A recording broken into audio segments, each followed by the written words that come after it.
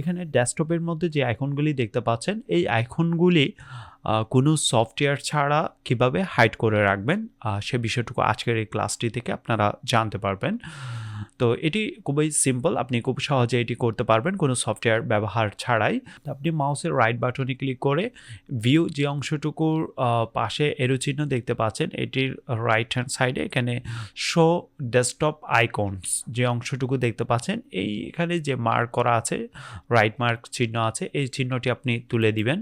তুলে দেওয়ার সাথে সাথে এখন আপনারা দেখতে পাচ্ছেন ডেস্কটপের যে আইকনগুলি ছিল, সেই আইকনগুলো এখন হাইড হয়ে গেছে। এতে হবে কি, আপনি কোনো ভিডিও এডিটিং করা বা কোনো সফটওয়্যারে কাজ করার ক্ষেত্রে অনেকটা সুবিধা হবে। প্রয়োজন বোধে আপনি চাইলে সেটি আবার মাউসের রাইট বাটন ক্লিক করে ভিউ অংশটুকুতে ক্লিক করে এখানে শো ডেস্কটপ আইকনস এটিতে ক্লিক করে আবার পুনরায় সেটি নিয়ে আসতে পারবেন। That's it. To learn more tech videos, follow me Facebook and subscribe to YouTube channel. আল্লাহ হাফেজ।